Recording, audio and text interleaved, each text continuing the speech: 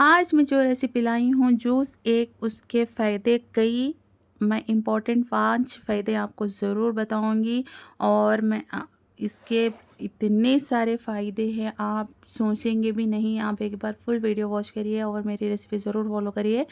और आज का टॉपिक है बीवी की कहानी मेरी ज़ुबानी। और चलिए हम पहले टॉपिक की तरफ बढ़ते हैं। फुल वीडियो वॉच करिएगा। अगर मेरे चैनल पर नए हैं तो प्लीज़ मेरे चैनल को लाइक शेयर एंड सब्सक्राइब करिए। चलिए हम घर का ज़रूरी काम करते हुए टॉपिक की तरफ बढ़ेंगे। तो मैं आज का टॉपिक स्टार्ट करती हूँ। अस्सलाम वालेकुम everyone, welcome back to my channel Amati kitchen. उम्मीद करती हूँ आप सब खैरियत ऑफियत से होंगे। अल्लाह के फजल से हम भी अच्छे हैं। शादीशुदा ख़वातीन से गुजारिश है कि झूठी हमदर्दी करने वालों से मुतासिर होकर अपने घर का माहौल ख़राब मत करें। आप जिसके निके में है वो दुनिया का बेहतरीन इंसान है। सबसे ज़्यादा ज़हनी बर्बादी के ज़िम्मेदार अपने घर वाले होते हैं। वो समझाना ही नहीं चाहते कि आपको क्या चाहिए, कौन सी बात आपको तकलीफ़ दे रही है, आप क्यों अकेले रहने लगे हैं, कौन सी बात आपको तंग कर रही है, क्यों हंसना बोलना छोड़ दिया है। नसीहत सब कर रहे हैं लेकिन समझेगा कोई नहीं।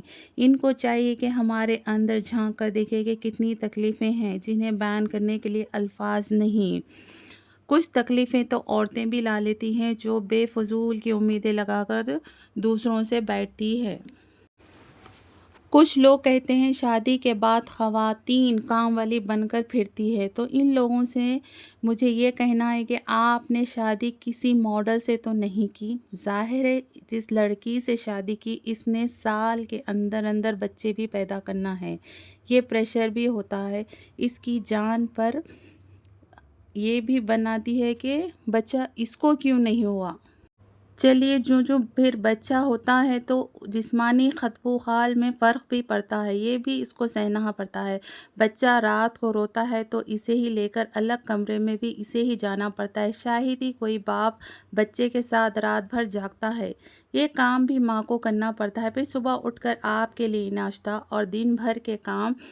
इस आपके लिए नाश्ता बनाना वो भी कई तरीक़े का। आपको एक तरीक़े का नाश्ता नहीं पसंद आता है। यानी हमारे समाज में डिलीवरी के बाद शायद ही कुछ औरतें बामुश्किल 1 हफ़्ता आराम करती है और घर का काम स्टार्ट कर देती है। जिस्मानी दर्द, थकन और चिड़चिड़पन ये इनकी ज़िंदगी का मुस्तक़बिल ज़ेवर बन जाता है जिसे ले लेकर वो फिर रही होती है। और कोई भी घर का अफ़राद इससे को ये ज़ेवर उतार कर कोई भी रिलैक्स करने की कोशिश नहीं करता कि बीबी आप कुछ देर आराम कर लो, बहुत हो गई, और वैसी थकन में अपनी ज़िंदगी गुजारती है। कुछ औरतें अपने शौहर के बुरे रवैये की वजह से सजना संवरना छोड़ देती है। आपसे बस इतना कहना चाहती हूँ कि अपने शौहर के लिए नहीं, अपने लिए, अपने बच्चों के लिए सजना संवरना शुरू करें। आपके बच्चे आपको इतनी बुरी हालत में देखेंगे कि क्या सोचेंगे, क्या कहेंगे। घर का इतना अजीब सा माहौल होगा।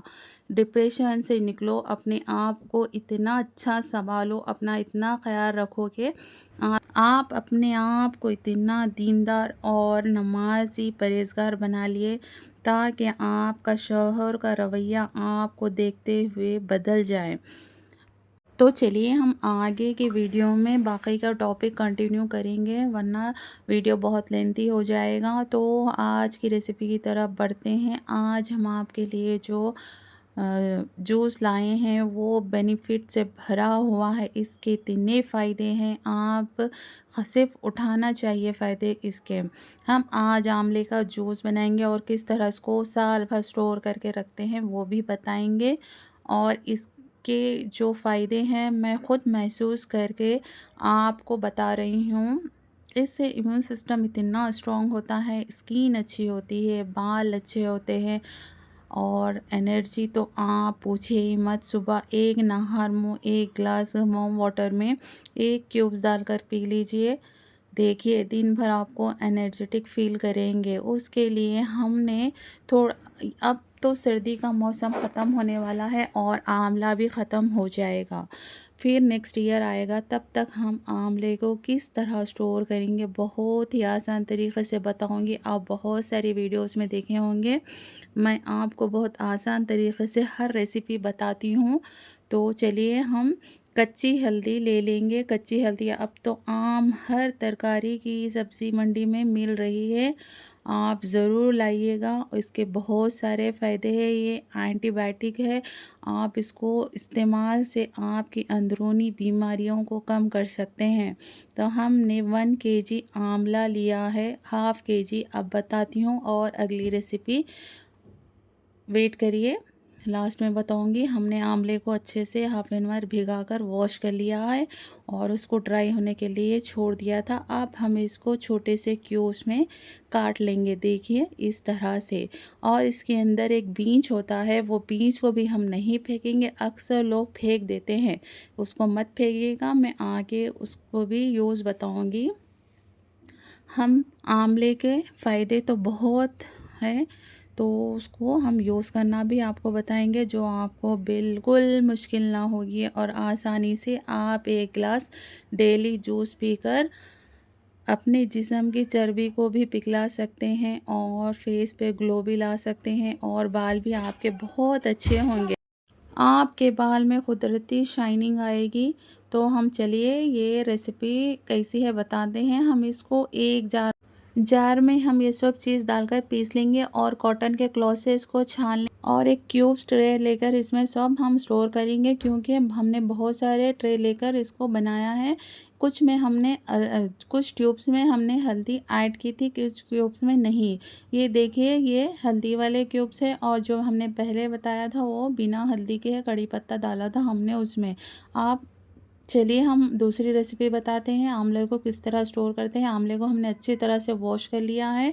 हाँ, उसके बाद हम इसको ड्राई करने के लिए रख देंगे। जब वो अच्छे से ड्राई हो जाएगा तो हम इसको भी पीसेस में कट कर लेंगे और इसका जो बीज है उसको भी हम आगे बताऊंगी मैं किस तरह से हम यूज़ कर सकते हैं बिना उसको वेस्ट किए के।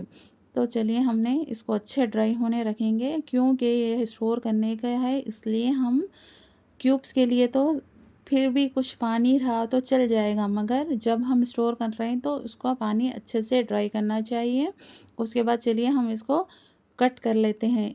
देखिए इस तरह से, ये इस तरह से काटिए, बहुत आसानी से कट जाएगा और इसका बीज भी अलग से निकल जाएगा।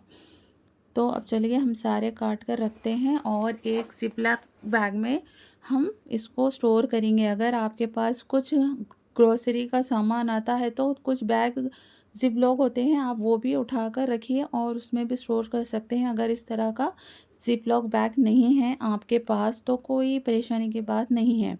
तो देखिए चलिए हमने ये सारे आंवले को कट कर लिया है और बीज है ये, इसको हमने अलग से रख लिया है। ये और पहले वाले बीज को हम किस तरह से यूज़ करना है वो आपको बताएंगे। इस तरह के ज़िपलॉक बैग में हम सारे रख कर फ्रीज़ कर देंगे। आप 1 साल से ज़्यादा भी इसको यूज़ कर सकते हैं।